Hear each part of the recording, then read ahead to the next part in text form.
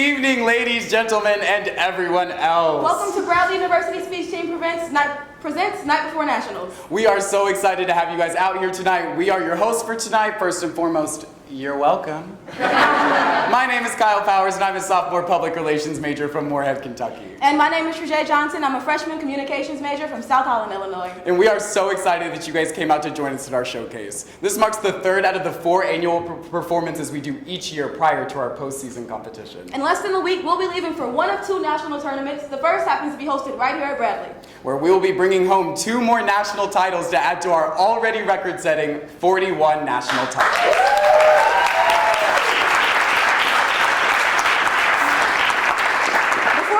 We'd like to go over a few house rules. Please silence all electronics right now. That involves phones, beepers, Palm Pilots if you remember those. If you guys brought a baby, please silence that as well, or you can put it in the designated box outside the theater. Please refrain from leaving the theater during performances. And if something is funny during the performance, feel free to laugh. If something is sad, feel free to cry. And if something is over, well, feel free to clap.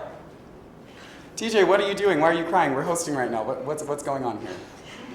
Something very sad has happened, Kyle. What are you talking about? It's 6'3" and standing right next to me.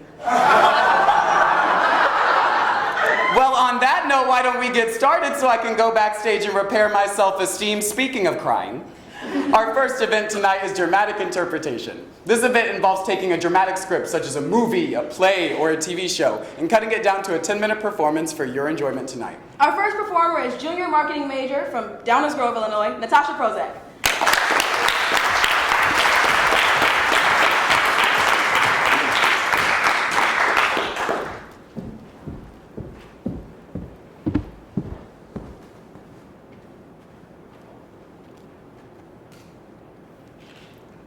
I haven't lived with my mother since I was 18. So now I'm 20. No, I'm 30. 34.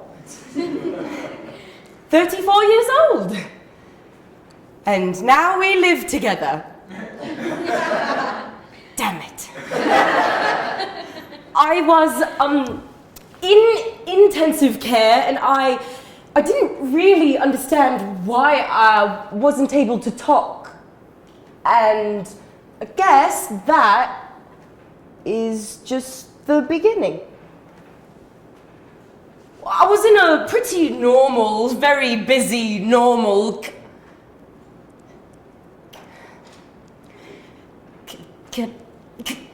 kind of a clever person, and now I'm starting from the stew. Wait, where did that come from? I'm starting from the beginning. God, this is gonna take forever, isn't it? It's all right. It takes as long as it takes. But I'm alive. Yeah, I'm definitely excited to be alive.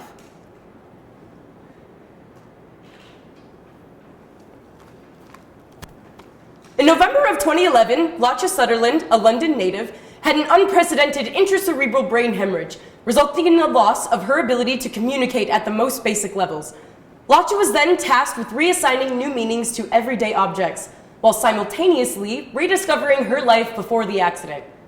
Through months of extensive therapies and existing in what she describes as an exquisite, painful nightmare place in her head, Lotcha fosters the ability to be defined not by her limitations, but her ability to explore endless possibilities. Through her experiences, Lotcha forces us to ask if it is ever possible to return to who we once were. My Beautiful Broken Brain by Sophie Robinson and Lotcha Sutherland. For some reason, I can't say the actual word itself. This word, yeah.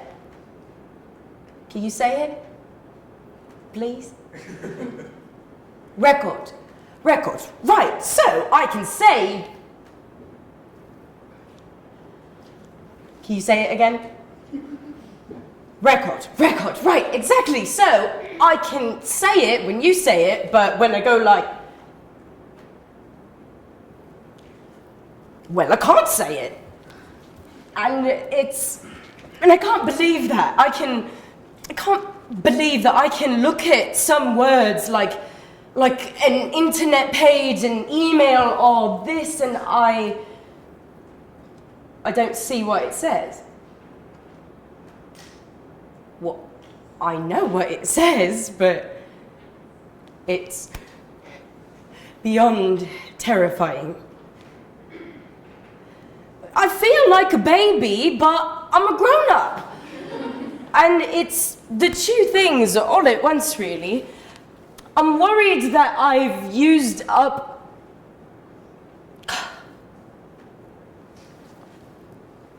How do you say that my intelligence won't develop any further from here? I have to spend months doing very intensive therapies, Maybe I'll be an improved species. No, specimen. Yeah.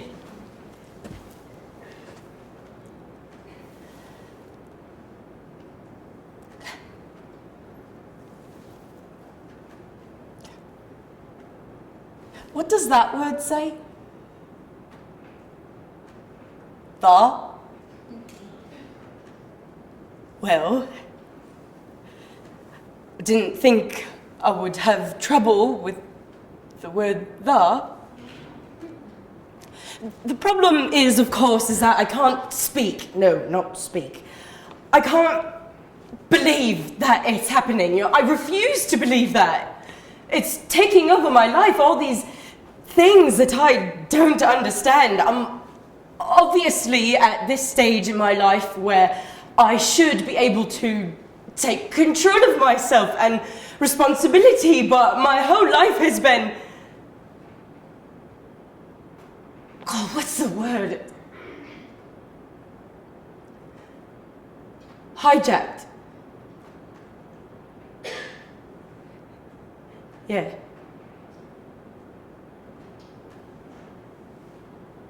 Something's happened to my vision, which nobody's really explained to me yet.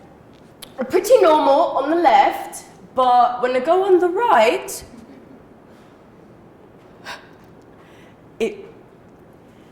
it's like a whole nother dimension. I'm able to experience sounds and colors like I wasn't able to before. It's beautiful sounds. Sounds are so intensified, like do, do, do, do, so exaggerated, and colors are getting brighter, blue, no, orange and green and blue, no, purple. And I'm seeing all these things. Things that shouldn't be there. I see lots of repetitive flashes of color appearing in front of me. It's like do, do, do, do, do, and I don't really know what's going on, but it feels a little bit like before with my hemorrhage, and it's frightening losing yourself, being lost in your body, lots of repetitive flashes growing bigger and bigger, like do, do, do, do, do, do, do, do, do, do, and I just can't. It's just unfortunate. And it takes a really, really long time to get used to a new brain. You're in this new, extremely scary world that's all yours by yourself, where my brain once was, and it's like this weird parallel trip thing, and I'm just trying to sort of like survive and get out of here, but you're trying to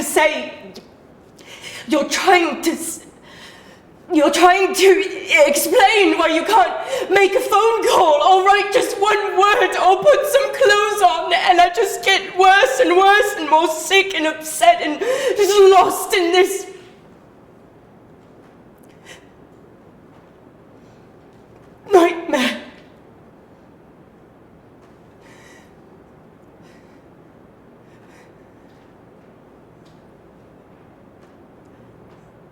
Some people,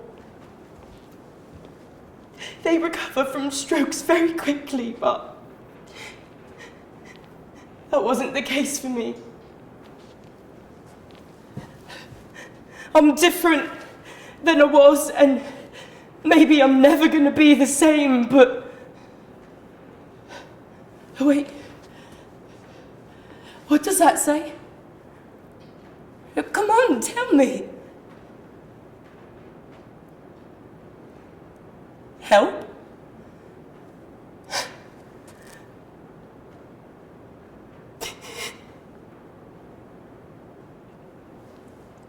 Help.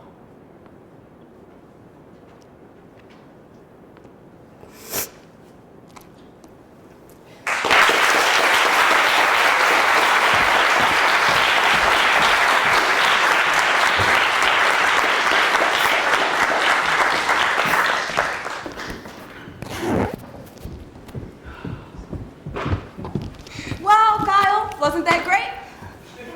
Yeah, it was really great, but you know, I'm still a little bit shaken trying to recover from when you roasted me in front of everyone about 10 minutes ago. You know I didn't mean that, right? You were just joking? No, not at all. You look like Sid from Toy Story.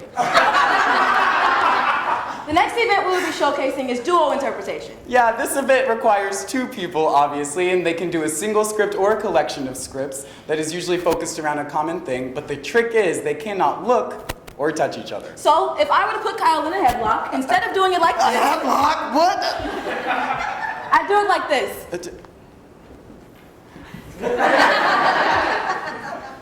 Performing their duo interpretation, both from Omaha, Nebraska. They've known each other for 8 years, so this better be good.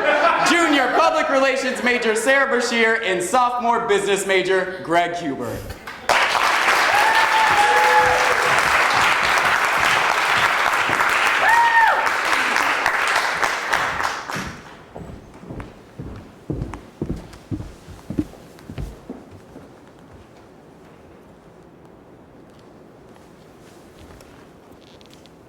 Brilliant, you hear me? Brilliant. Haven't seen anything like it in 10 years. We asked for this huge campaign. Frontline, Nightline, Good Morning America. Here's your frickin' wake-up call. Okay. What exactly do you like about the book? The return to morality. It's gorgeous. You want blacks back in chains? Of course you do. You think homos are a plague from God? Everyone else does. It's funny. What? It's a satire. You saw that, right? America back to war. Required national conversion to Christianity. Nuclear holocaust. I get it. You're messing with me. Oh, you almost had me, you frickin' frat. No, it's a warning to the American public. You know, a way to find out what the country really believes in. No! We're gonna publish it, and we're gonna publish it in nonfiction. But does it need editing or something? Honey pie. What's the worst that could happen? Nuclear holocaust. Fine, let me tell them the truth. What? The first time you're on a national station. I just don't really know about this. Well, listen, they'll think your message is better that way. They'll be whipped into a frenzy of outrage. You come out, tell them the truth. You're a national hero. You really think so? Say it, Arthur. Say yes.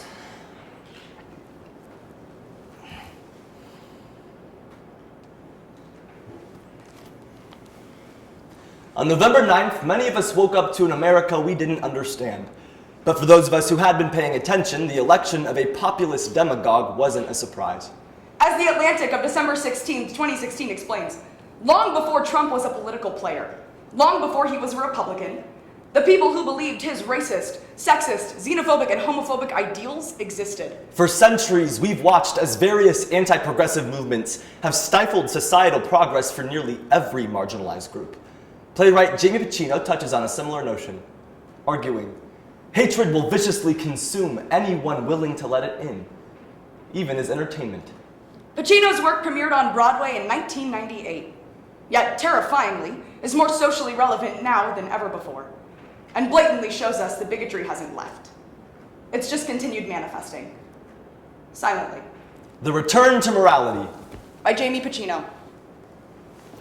Hey. Hey, you're home. Yes, and very excited to see you. Oh my god, I have a surprise for you.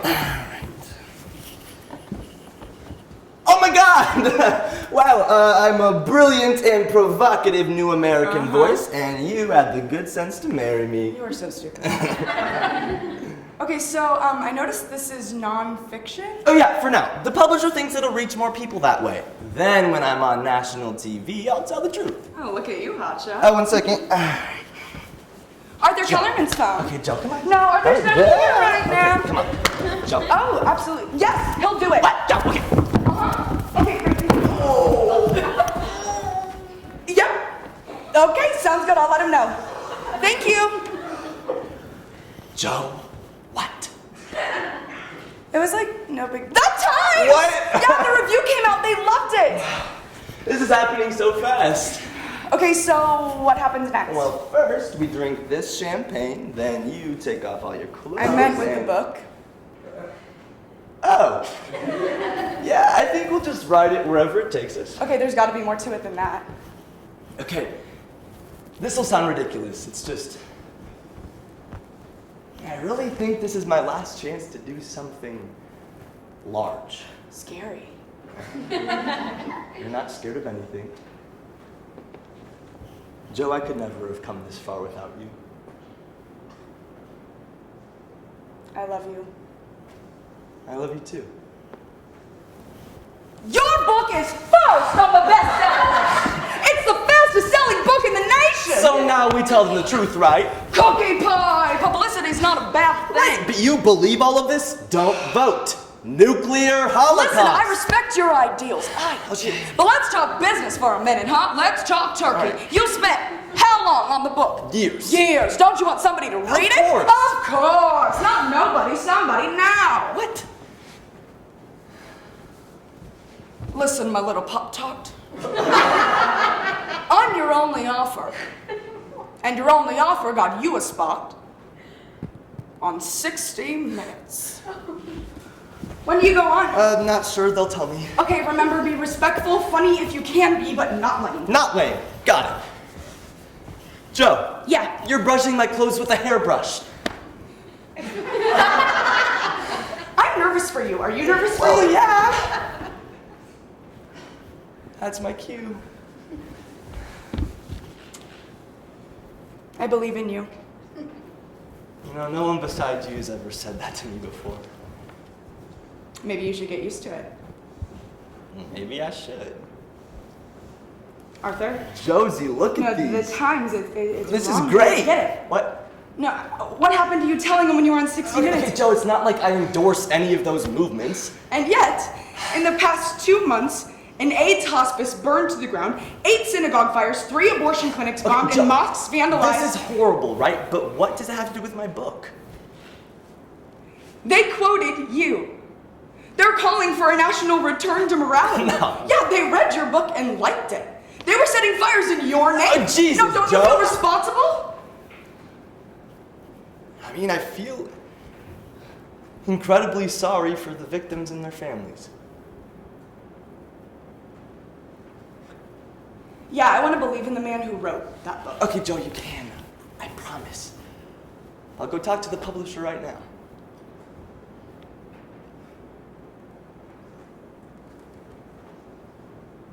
Thank you. My book has become a weapon. The book became what you wanted. No, I didn't want this. Really? Otherwise, you wouldn't have Okay, sold that's it not to how me. this worked. The Republican National Committee wants you to give the keynote speech at the National Convention. What? Yeah, they see hope in your book. No, they see rage and racism and homophobia. Well, that's what they have. And in you, they see a way back. Hey, you're back. And why do you look like that?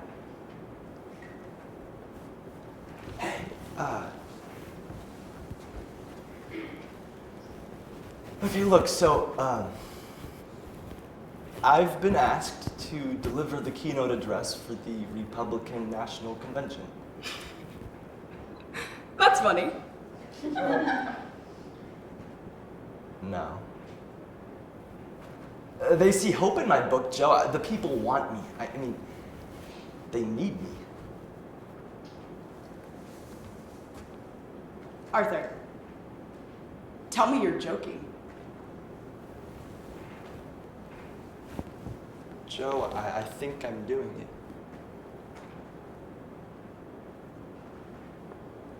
You think you're doing it?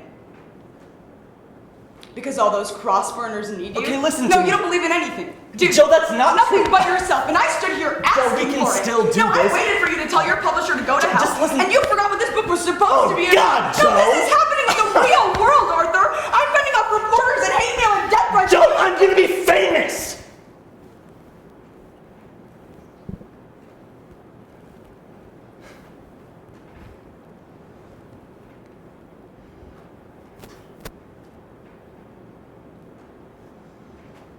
I don't know how you could have turned into this person. No, Joe. Don't.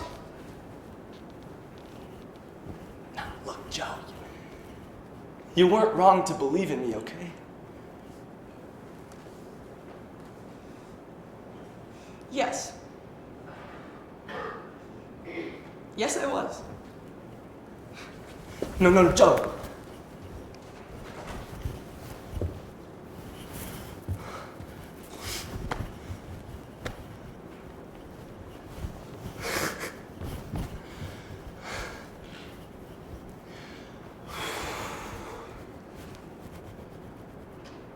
Hey, it's me. Yeah, about the convention.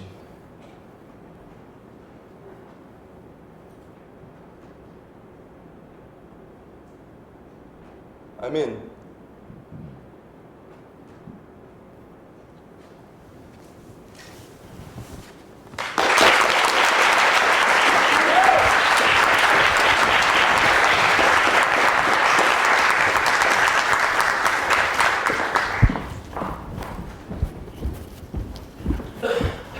Our next event tonight is going to be a limited preparation event, which means that the speaker is going to write and perform the speech right here on the spot. Like, whoa, oh my God, right? But anyways, the event that we are going to be doing tonight is called Impromptu Speaking. And this event requires the performer to take a quotation and analyze or write a speech breaking down the quotation whatever way they'd like to really just give different insights into things. But to do this, we do need some quotations. So that is where you, my lovely friends, come into play. So if you guys could shout out quotations, they can be song lyrics, they can be from a book, a movie, absolutely anything. Just give us a quotation and an author. That's all we need. So just shout them on out. It's going to be Big League.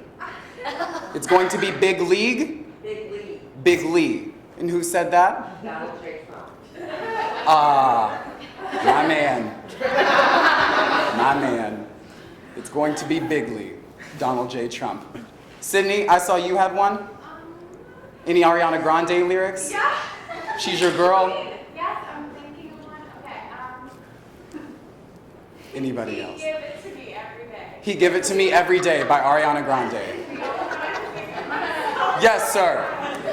I want someone to love me like Kanye loves Kanye. And who said that? Anonymous. I love their work. So good. We good over there? One, I'm sorry, I rush her. I rush her on the regular. She can handle it. But yes, thank you. I appreciate the lyrics, Sydney. Thank you. And thank you, Kim, taking care of us always. Yes? Can I change mine? I like the one you picked, so we're gonna stick with it. I like it. I like it. I like it. I like it. Yes, absolutely. I got you, girl. I got you. Absolutely. So this event gives the performer 7 minutes to write a speech, either analyzing or breaking it down. She will get some time signals from a teammate here in the front, but that is about it. Just make sure to please stay quiet while they are preparing so that way they have plenty of time to just focus and hone in on the speech. Performing Impromptu Speaking, junior organizational communication major from Chesterfield, Missouri, Annie Schubert.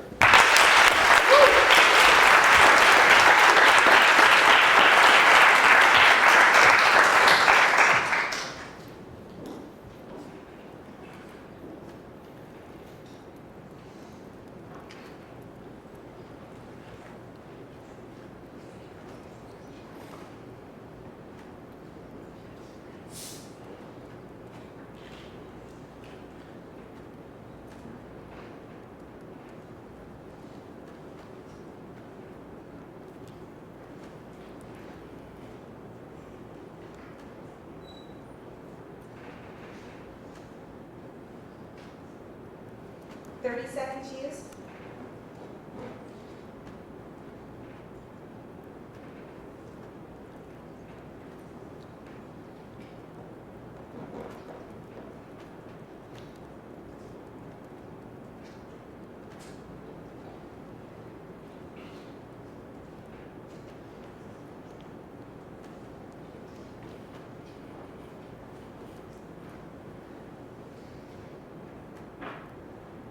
One minute used.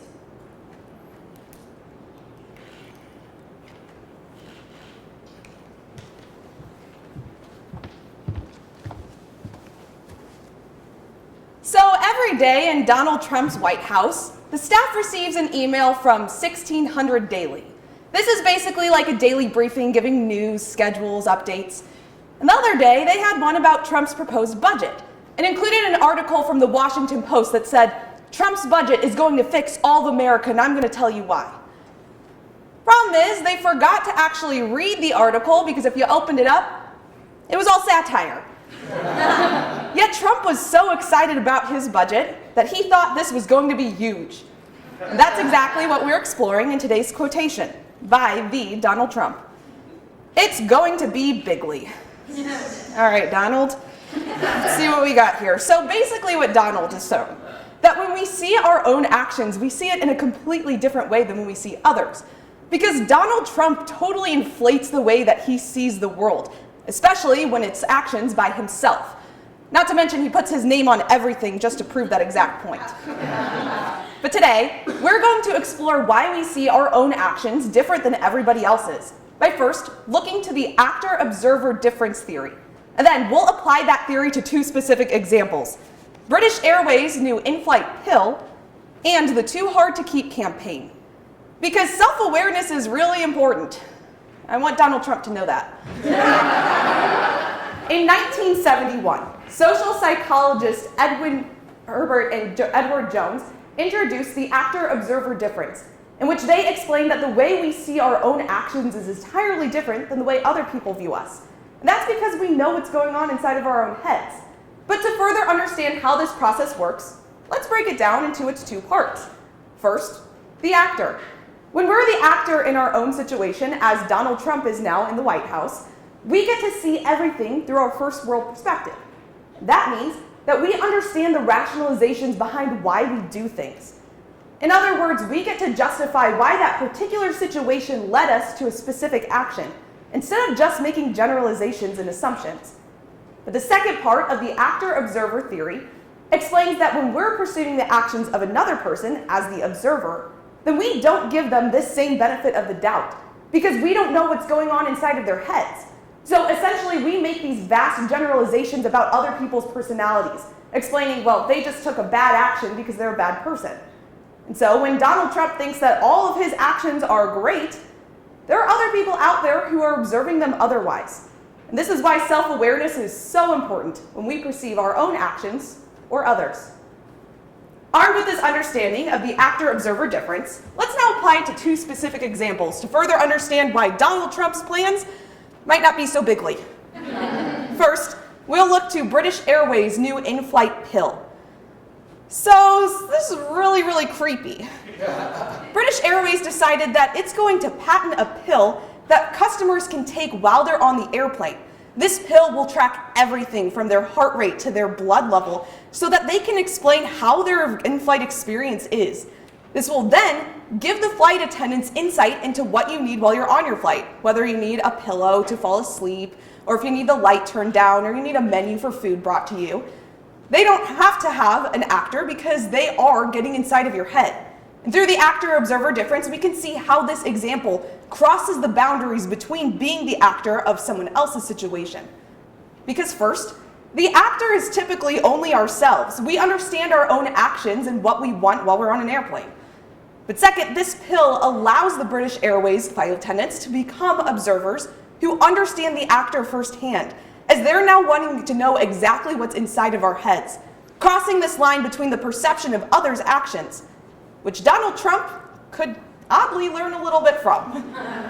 Finally, we can also apply the actor-observer difference to the Too Hard to Keep campaign in order to finally understand why some actions may seem bigly to us. So, the Too Hard to Keep campaign was started back in 2010 by a photographer named Jason Lazarus. And he's collecting photos from anyone all over the world who wants to send him pictures of things that are too hard for them to hold on to anymore. However, in this collection, he asks that there is no explanation sent with the photo to describe why that photo was too hard to keep or what's even going on in it. The pictures include everything from people, landscapes, destruction, wounds, pets, so many things that cannot be simply explained. However, it takes advantage of this actor-observer difference. Because first, the actors understand why they're sending in those pictures. It caused them emotional pain. But second, the observers are now left to their imaginations to make generalizations about why those photos were turned in. And in this case, it lets us spur our imagination about someone's actions. Donald Trump says a lot of interesting things, and sometimes they're really sophisticated, like, it's going to be bigly. Essentially, the way we perceive our actions is different than the way we see others. And we saw this by looking to the actor-observer difference and then applying it to two examples. But finally, it's clear why there was a little bit of a miscommunication with the Daily 1600 email, because while Donald Trump thinks his actions are all huge, the rest of the world is right now out to make fun of him. And so a little self-awareness will go a long way with the Donald Trump.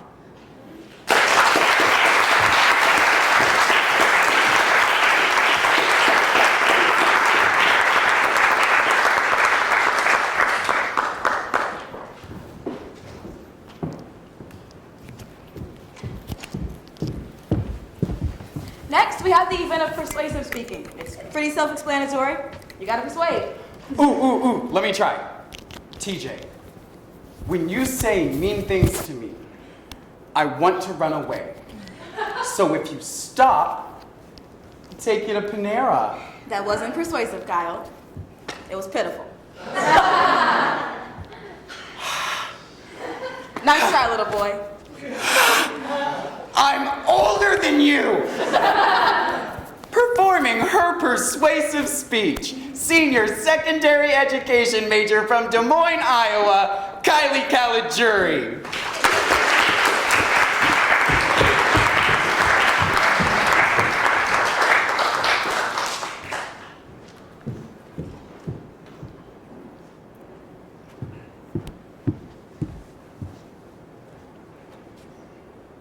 Danielle Bregoli's mother had had enough of her daughter's out-of-control behavior. After trying everything to stop the back talk, physical altercations, and car theft, she and her 13-year-old daughter went on Dr. Phil as a final call for help. There, amid the audience's laughter, booing, and side jokes, Danielle famously told the audience, "Cash me outside, how about that?" Dr. Phil's answer to her out-of-control behavior was to send her to Turnabout Ranch, a facility for troubled teens. The same facility, the Washington Post of December 8, 2016 reveals, that has been under fire since 2012 for instances of sexual abuse and torture, yet is still operating and now has the boost of an advertisement via Dr. Phil. Vice of November 30th, 2016 explains, the troubled teen or tough love industry promises to fix drug addictions, mental illnesses, and attitude problems in at-risk teens. But in reality, they abuse, neglect, humiliate, and traumatize their patients. Legally. Meanwhile, parents are almost completely unaware of what is actually happening to their children, because centers warned them their kids will say almost anything to get taken out. Don't believe their lies. The troubled teen industry promises to help young adults with emotional or behavioral problems. But instead, these for-profit facilities are making hundreds of thousands of dollars legally abusing children emotionally, physically, and sexually. Considering the Huffington Post of August 23rd, 2016 reveals more than 1,500 teenagers in 30 states are sent to these privatized facilities each year, where staff members use solitary confinement, silence as punishment, or force victims to relive sexual abuse in the name of healing. It's essential we examine the problems, causes, and solutions to what slate of August 24th, 2016 calls Gothic Nightmares. When 13-year-old Monica Moises woke up bound with zip ties around her wrists, she thought her uncle had sold her into the sex trade. The so-called center he paid to abuse her was nearly as devastating. This industry has two unconscionable problems: abuse and lasting trauma. Initially, these adolescents are horribly mistreated. And there are many, like Xander Niazi, who the aforementioned Huffington Post continues, refused to remove his piercings during a strip search, so a staff member ripped them out of his ears. Or Emily Graber, who started banging her head against a concrete wall after 4 hours in solitary, so as punishment, the staff prohibited her from speaking for 58 days. The Pride of September 30th, 2016 says centers also force barbaric conversion therapy on queer youth. And the Inquirer Daily News of December 17th, 2016 recalls, at Wordsworth Academy in Philadelphia, a staff member raped 3 girls, even promising a 15-year-old diaper money for her baby in exchange for sex. These are not treatment centers. Their goal is to break kids down, using torture to gain compliance. But the abuse doesn't stop when teens escape these programs. Dr. Nicole Bush, an associate professor of psychiatry, told the previously mentioned Vice these programs meet all the criteria of trauma. And later in life, many have nightmares, can't sleep alone, or need a nightlight because they're terrified of being taken again. Vox of July 7th, 2016 interviewed victims who had been out of troubled teen centers for years. They recalled, 10 years out and I still notice if I go a whole day without thinking about it. And they taught us our rapes, our abuses, our neglect were 100% our fault. These kids are already vulnerable, but the troubled teen industry torments them, abuses them, and it doesn't end, ensuring they will suffer for decades. When a student breaks a rule at Midwest Academy in Iowa, they are jailed in a 4x4 concrete box for a minimum of 24 hours. The Associated Press of February 13th, 2016 details, while in solitary, all residents can hear are screams and motivational recordings. There are 2 causes to this horrific industry: no regulations and parental consent. Unbelievably, these centers can legally operate with no regulations. The aforementioned Slate explains, most states have no rules outright prohibiting isolation, humiliation, or physical restraint as applying to privately owned care centers.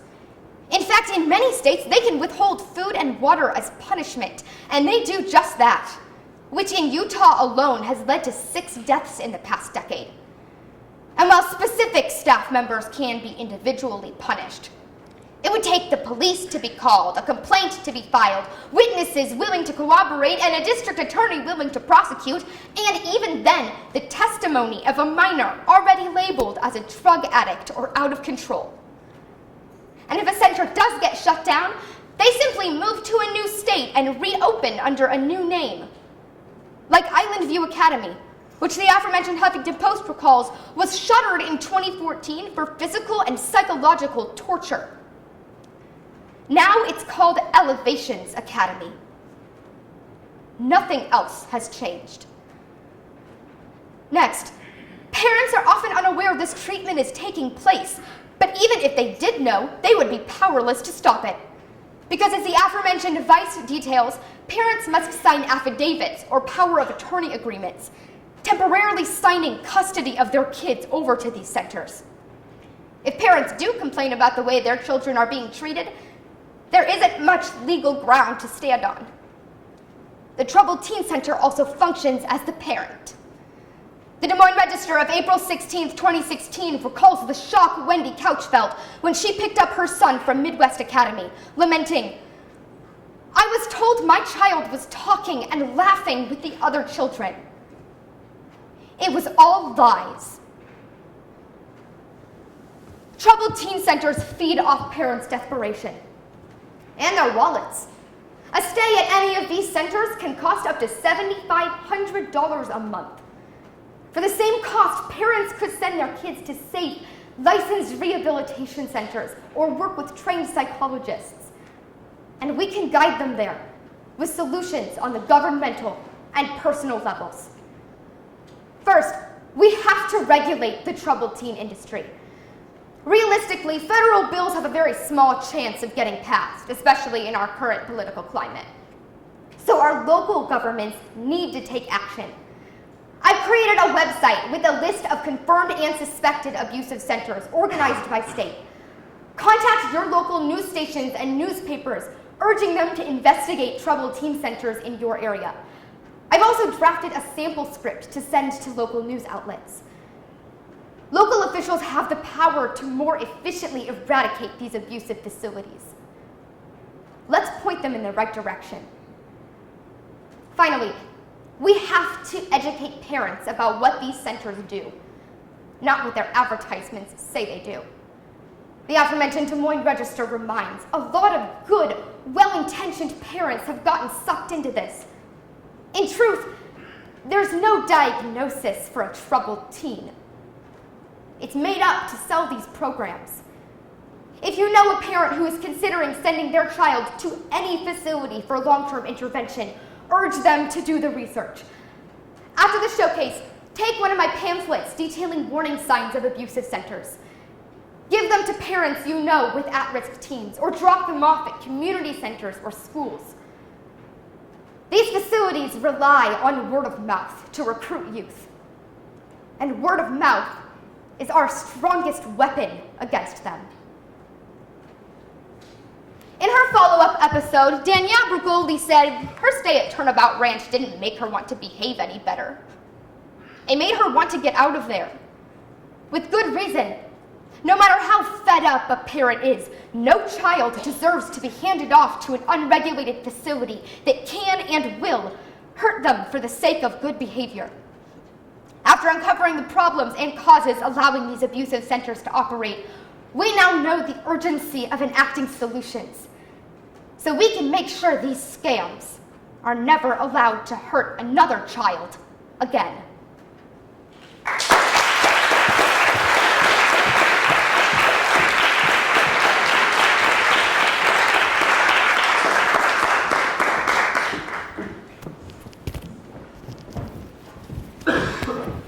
Oh man, TJ, I have never seen anything like that. She got me like all up in my feelings, man. Audience members, look how cute Kyle is when he sees someone with real talent.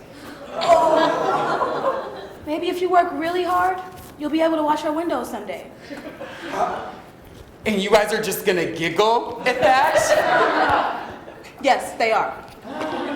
Now, introduce the next performer. Literally anything to exit your presence. Our next performer will be performing programmed oral interpretation. This event requires combining all kinds of different types of literature, such as prose, poetry, drama, articles, a brochure, even bathroom graffiti, absolutely anything the person wants, and they centralize it around a theme to create an argument. Performing her poi from Rockford, Illinois, sophomore television arts major, Megan McGee.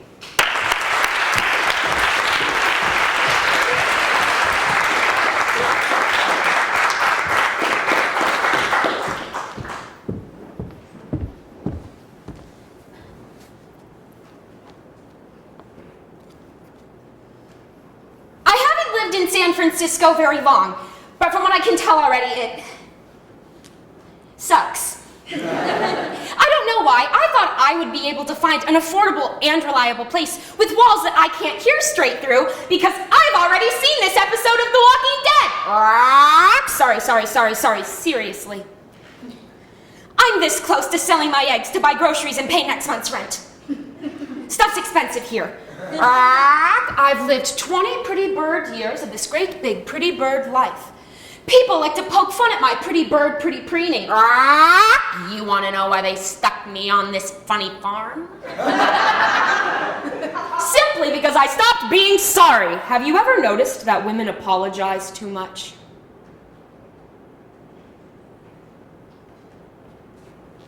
Sorry, but what if how we're speaking is actually a part of what's undermining us in the workforce, politics, anywhere, in the public sphere where we want to be taken seriously?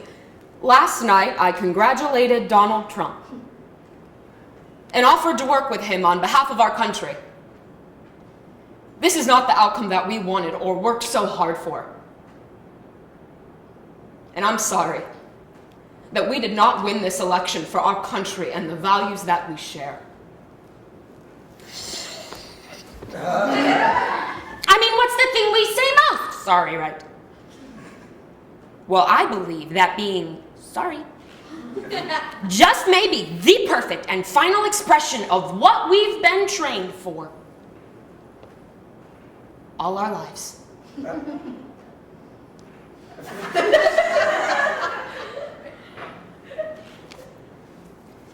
On November 9th, 2016, Hillary Clinton became the first presidential candidate of a major party to publicly apologize for losing the general election. This small act notable not just because it's the first time it happened, but because Clinton is a woman.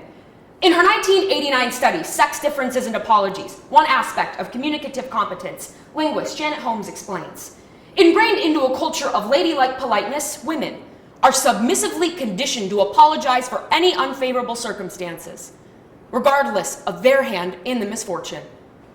Conditioning women to apologize has for decades been a double bind, one where you're expected and taught to say it, and upon doing so admit a perceived incompetence. But perhaps most disturbing, Holmes replicated her study in 2016 and found no change. With the prose, Floral Wallpaper by Brenna Thompson, drama, Sorry by Doria Peel, poetry, Song of the Pretty Bird by Shea Alexie Stewart, articles from CNN, Vox, The New York Times, and excerpts from Hillary Clinton's 2016 concession speech. A program on what Holmes concludes is the patriarchy's oldest trick. Having women admit they will always have something to be sorry for. Stay right there, crazy lady, till you can learn how to be a lady. Like, you drank the last Pepsi? Your husband can't find his keys. Your kids didn't get invited to someone's birthday party. And it just seems like you ought to say, sorry, I'm attempting to cook a real dinner. The kind that didn't come out of a box or a freezer bag, the kind with vegetables. When I hear the guy that lives next door with his girlfriend come home, pitching man with pretty bird to pretty bird, between chopping zucchini and trying to figure out how to open garlic. I hear them arguing. He's upset that dinner isn't ready and she's apologizing.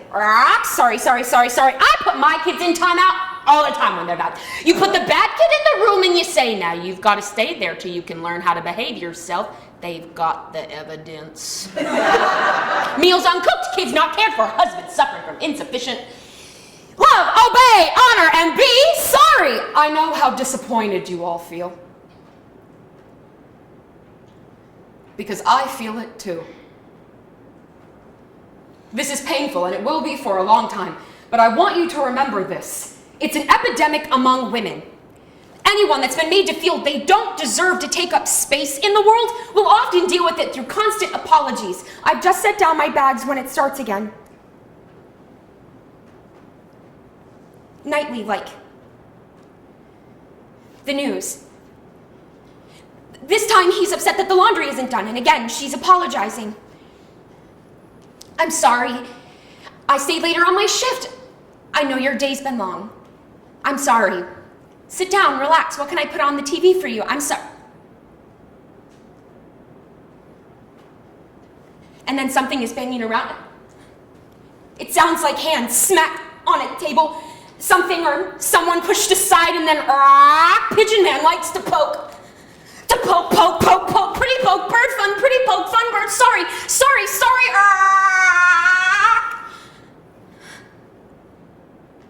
It won't happen again. Well, I mean, I don't know what's going on, but I can't sit here anymore and pretend that I'm only listening to a podcast. The overuse of the word sorry is about power. The group with less power, in this case women, will always exhibit language, including body language, consistent with less power. A little girl is being sent to her room for being bad. She can't come out till she says she's sorry. Her parents shut the door, and as soon as they're gone, she hops off the bed and she pulls out a big axe. She runs her finger along it just to be sure it's sharp, and then smash. So I quickly exit my apartment, walk next door, and knock, smash. There goes the dollhouse with its tiny little furniture, knock, smash. There goes the dresser with its neatly folded clothes, knock, smash. She breaks down that door and she says hi. I live next door.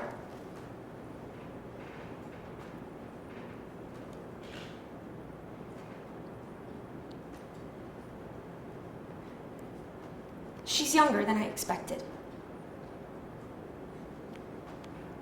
She looks to be about my age, and her face is flushed and streaked. Sorry. Can I ask a question? Question, what do you want? She says while glancing over her shoulder.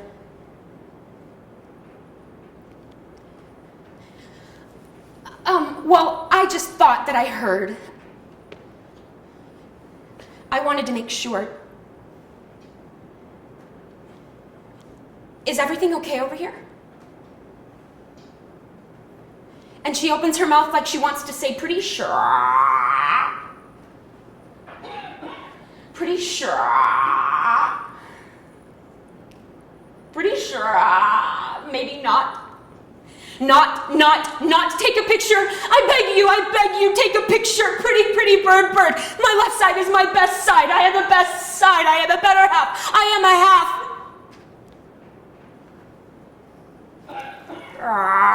But he calls her name. And just like that, the moment between us evaporates, like it was never even there to begin with. She turns back to me. I'm sorry to have bothered you. It won't happen again. And quickly shuts the door.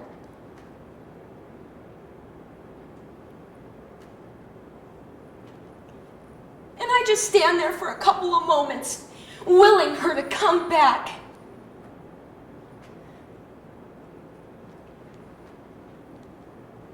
She doesn't. It's because we are raised to feel guilty if we are anything less than an emotional service station to others. And all of this stuff, it is just one more way of telling powerful women to shut up. And to all of the little girls out there that are watching this, never doubt that you are valuable and powerful and deserving of every chance and opportunity in the world to pursue and achieve your dreams.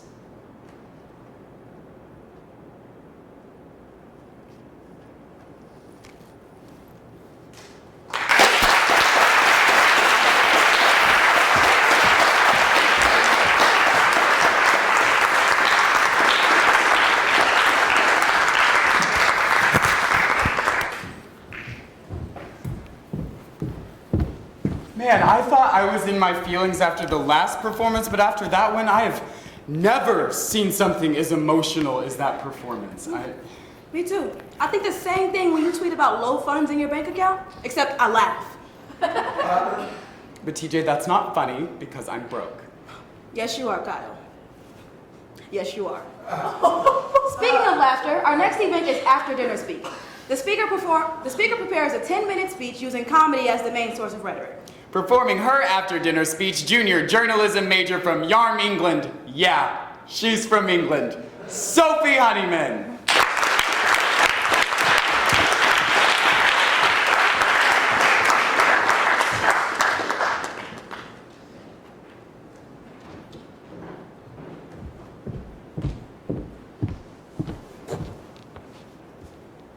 I've been in a non-traditional relationship for 4 years now. I was born in England. His name's Brad. At first, Brad didn't get my dry sense of humor. Like in bed when I yelled, "The British are coming!" He thought I had. I was 10 when my parents decided to make the move across the pond, and as a white immigrant, who still isn't a citizen, I haven't had too many struggles. So far, the TSA has never blocked me from traveling, and the president has never called me a terrorist, rapist, or criminal because of my country of origin. My American friends did make fun of me for Brexit. Right up until November. But as daily headlines of January 25th, 2017 argues, credible sources don't matter in Trump's America. And as it turns out, as Trump was spewing hate towards immigrants across the campaign trail like a xenophobic super soaker, he meant it. I'm gonna be frank, which is what we call a hot dog in England. Being a white immigrant means I'm safe from most of what Trump can do with his bull-hickey executive order pen, which is probably a bic for men. But that just proves how racist his executive orders have been. So it's time for all of us to counter Trump's racism by defending every immigrant of every country, of every race, and every future Starbucks job. Because as the Migration Policy Institute of April 27, 2016 explains, there are 40 million immigrants living in the US, including Europeans, Latinos, Asians, the documented, the undocumented, your mom, maybe, I don't know, my mom for sure.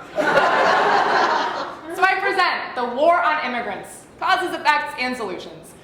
Oh, and just a quick fun fact, nobody else in the free world calls the US president the leader of the free world. We didn't elect him. We're not Russian. So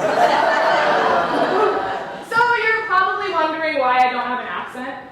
Short answer, bullies. Longer answer, bullies. Causes.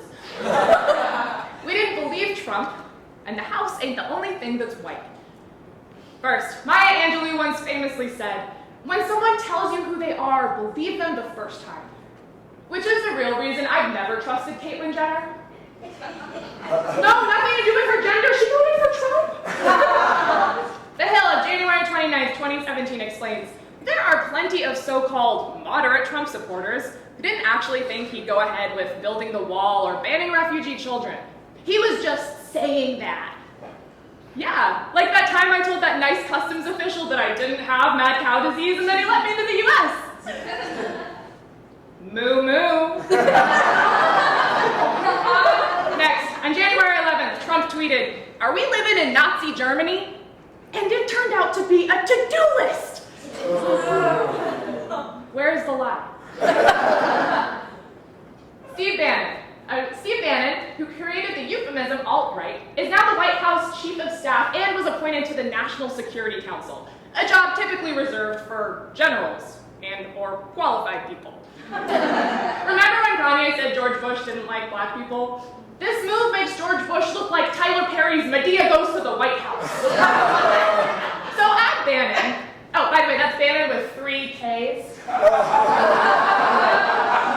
Add him to the 22 other white men in the cabinet, the whitest and most penis cabinet since Ronald Reagan, and you basically got La La Land, with Ben Carson filling in John Legend's role as a sage black jazz musician who also doesn't know what HUD is. Housing and urban? Well, I'm just a sleepy doctor. The New York Times of January 29th, 2017 explained, on Holocaust Remembrance Day, the White House tweet didn't say anything about Jewish people because other people were killed too. Okay, true, but like, the point of the Holocaust was to kill Jewish people. Like all of them. This wasn't Schindler's no-fly list, it was the Holocaust. Whole is in the name. Effects. We're making terrorism great again, and immigrants and refugees suffer. So first, if Trumpster's goal was to make us all safer, he failed. No, I don't actually think he's trying to make us safer. I'm playing devil's advocate. Which is coincidentally what we call the Attorney General now. Time of January 28th, 2017 argues, counterterrorism experts, real experts, not Kellyanne Conway in a camo hat, believe that Trump's policies will become recruitment and propaganda for jihadist groups. Because you know what ISIS needed? Help. Oh, hey there, little guy with a long face, huh? No new terrorists to join your club? Oh! America can fix that!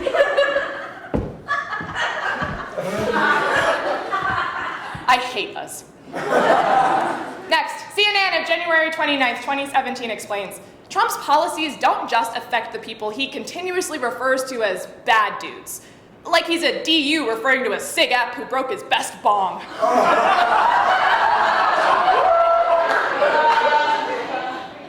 RIP. It includes refugees literally fleeing war, starvation, and prosecution. It includes immigrants who already had approval to come to the United States.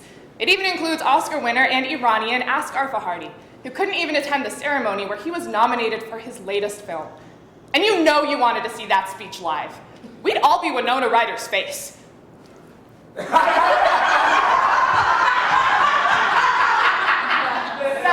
don't know if I mentioned this, but I'm building an underground bunker to hide in for the next 4 years.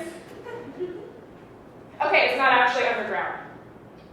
Or a bunker. It's a Starbucks. And I work there. Because I stole an American's job! Ha! Solutions!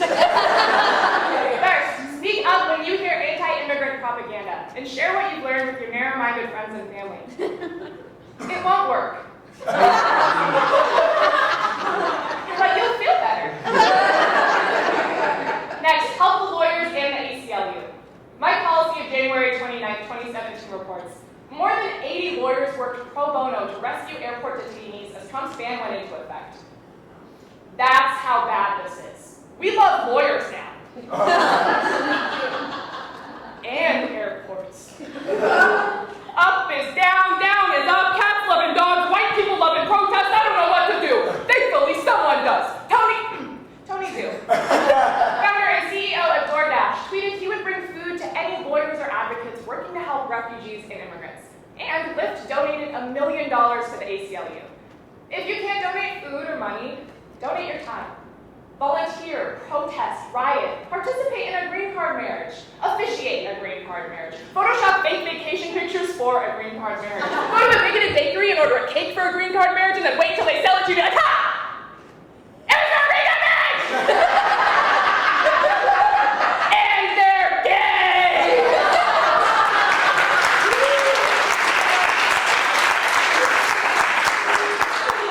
Third, flip moderate Republicans. Dean Heller, Cory Gardner, Rob Portman, Susan Collins, and John McCain are the 5 GOP senators most likely to work with Democrats. Call them and urge them not to confirm any more of Trump's nominations. See me after the showcase for a list of their phone numbers and their favorite colors. Finally, vote in the midterm elections. The Hill of November 16, 2016 explains, there are 10 possible Senate seats that could flip in 2018. Also see me for a list of possible senators to fill those seats. Then make some phone calls, campaign like crazy, flip that Senate! I obviously couldn't vote in the presidential election, and that broke my heart. Just kidding. I live in Illinois. I voted twice! Should have gone to Michigan, though! So should have Hillary. Bottom line. Immigrants make America great. We add opinion and workers and food and color. Some of us add color. What's the freaking point of being America if we force out the people who want to be American? After filing for bankruptcy, living in a rat-infested one-room apartment for years, and almost heading back to England several times, my white, privileged family still struggle. Now, if that's what happened to me, imagine what it's like for all those bad hombres seeking refuge from all those terrorist countries. We need to remember, America is a country founded on providing better lives for all. For all. I'm not done. I think that's in the Pledge of Allegiance. Don't know, never learned it. God save the Queen! Today. Today we talked about the war Trump has led us all into. And no, not the one on China he'll accidentally get us into. And no, not the one on book learning he'll also get us into. The other one, on immigrants. And after causes, effects, and solutions, I hope you're ready to do your part. I know Brad is, especially after I explained that if he didn't participate, the British would most certainly not be coming anytime soon. We've got a war to win.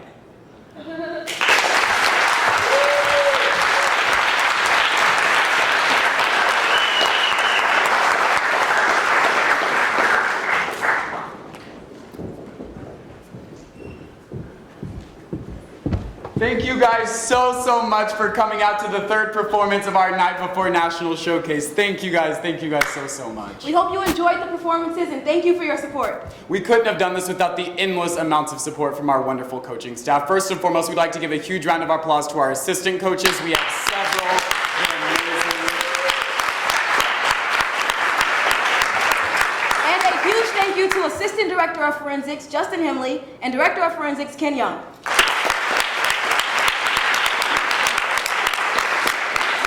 We also have some very special people we'd like to thank in the audience tonight. First and foremost, longtime supporter of the Bradley University speech team and daughter of former Director of Forensics George Armstrong, the wonderful, the legendary Miss Kim Armstrong.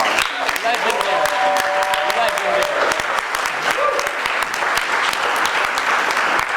We'd also like to give a huge shout out and thank you to the Vice Chair of the AFA NIET tournament, Mr. Lee Mayfield came out to join us tonight.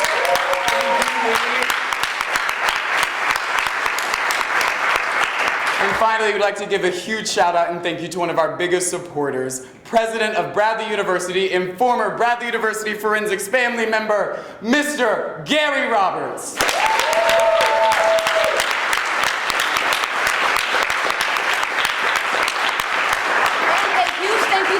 The alumni in the audience and watching from the live stream. Thank you for your endless support. If you guys came out for a class tonight to get some extra credit, don't forget to get those exit tickets on the way out so you can prove to your professors that you were here. And don't forget to come back and join us at our show tonight. It's rated R right here in New Miller at 9 o'clock. Thank you guys so much for coming out. Pick up your babies on the way out and have a great night.